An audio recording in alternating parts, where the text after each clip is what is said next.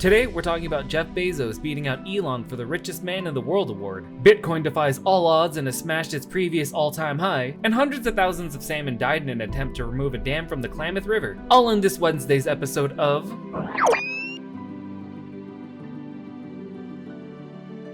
But before we start, don't forget to subscribe so you never miss a news update. And let's just jump right in. In financial news, Jeff Bezos has reclaimed his position as the world's richest person, surpassing Elon Musk with a net worth of $200 billion. This marks the first time Bezos has topped the Billionaires index since the fall of 2021. As well, Bezos' recent move to Florida coincides with his sale of over $8.5 billion worth of Amazon stock, potentially saving him a significant amount in taxes. Right, so let's talk about Bezos in this recent move to Florida, shall we? By packing up and leaving rainy Seattle for the sunny beaches of Florida, Bezos might have just pulled off one of the biggest tax-saving moves in history. Florida doesn't have any income tax or capital gains tax, so by moving there, Bezos could have potentially saved himself a whopping $600 million in taxes. Now I know what you're thinking, that's totally legal. What's the big deal? And you're right. It is legal, but it does make you wonder, should billionaires like Bezos be allowed to just jump and leave states where they made most of their fortune without having to pay their fair share? Watching the A-list stars live it up with their crazy expensive wardrobes and lavish nights out, while you're stuck at home eating McDonald's and ramen like 4 times a week. Not that there's anything wrong with ramen. I do love me some ramen. Of the top variety. Anyways, it can sort of make you feel like the whole system's rigged in favor of the ultra wealthy. Because it is. Now let's talk about something that's been on at least a few people's minds lately. Why do we allow billionaires to exist in the first place? I mean, think about it. We're living in a world with massive income inequality where millions of people are struggling just to get by, and yet a tiny group of individuals are hoarding the wealth on a scale that's almost impossible to comprehend. Take Mr. Amazon, for example. The dude's so rich he could literally end world hunger and still have billions left over to buy a couple private islands. And Elon, while only in second place now, is still worth more than the GDP of a small country. But here's the thing, what if, and hear me out here, instead of letting a handful of people sit on these massive fortunes, we actually put that money to good use? Imagine what we could do with all that wealth. We could build top-notch schools and hospitals in every community, ensuring that everyone has access to quality healthcare and education. We could invest in clean energy solutions and fight climate change and protect our planet for future generations. Fuck those guys, you're not alive yet. I got my own problems to deal with. With that kind of money, we could tackle issues like homelessness and poverty and food insecurity on a massive scale. There's also the possibility to create well-paying jobs and support small businesses, helping build strong and vibrant communities across the country. Shocker, I know. Instead of having billionaires playing real-life Monopoly with their fortunes, we could use that wealth to uplift entire societies and create a better future for everyone. Honestly, it's like we've been tricked into thinking we're living in a world of scarcity, when in reality, we have more than enough resources to go around.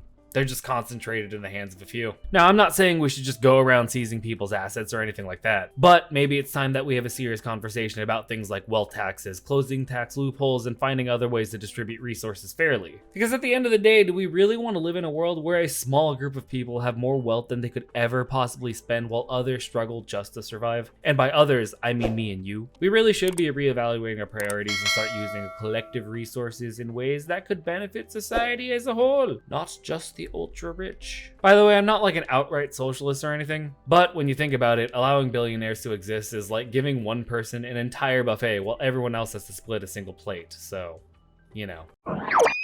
Bitcoin has surged to a new all-time high, surpassing $68,990, a significant rebound after a prolonged crypto winter.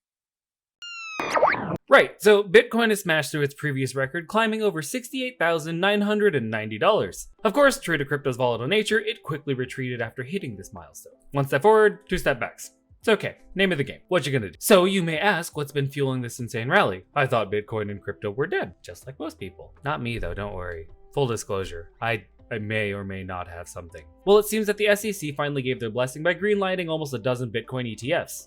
For those of you that don't speak finance, bro, ETFs basically allow millions of investors to get exposed to Bitcoin without actually owning it directly. So you might actually own some too soon. According to one analyst, after a rocky start, it's been, quote, clear skies and smooth sailings for these funds as billions have poured in. The broader stock market's recent optimism around the Fed's potentially easing interest rates has also helped make crypto a more appealing gamble for investors. But let's not forget, we're emerging from one of the harshest winters the industry's ever seen over the past 2 years. Crazy interest rate hikes, recession fears, and an epic implosion of crypto's giants FTX, which landed its founders in cuffs facing life behind bars, completely pummeled the market. Thankfully, giving the boot to the bad actors like that, while seeing overall market sentiment improve, seems to have thawed out this prolonged winter freeze, priming Bitcoin to make this monster comeback. Don't get me wrong, I'm hyped about Bitcoin breaking records again and all, but its future is still a big question mark. This is a speculative asset with no real inherent value, so predicting where prices go next is really anyone's guess, as we kind of saw with the sudden plunge after hitting the new high. Sorry if any of you lost some money on that little dip there, that's painful. Plus, regulators like the SEC and the DOJ are still playing hardball, vowing to crack down on the Wild West crypto landscape and force it to follow the Wall Street rules. Major league battles could, and most likely are, brewing. And really, if economic conditions change or the feds pump the brake on the expected rate cuts, risky investments like Bitcoin could quickly lose their appeal for investors again. Not me though. So while we should absolutely celebrate Bitcoin's moment in the sun, the crypto industry still has a tightrope to walk on. The industry does need to keep innovating and riding this momentum while also navigating the ever-changing regulatory minefield. Only time will tell if this spring blossoms into a long-time summer. Now, are you still holding on to your bag or did you bail out before the pump? Let me know in the comments. A significant environmental setback has occurred in the Klamath River, where hundreds of thousands of newly hatched Chinook salmon have succumbed to gas bubble disease. The incident unfolded during the largest dam removal project in U.S. history, aimed at restoring the river's natural flow.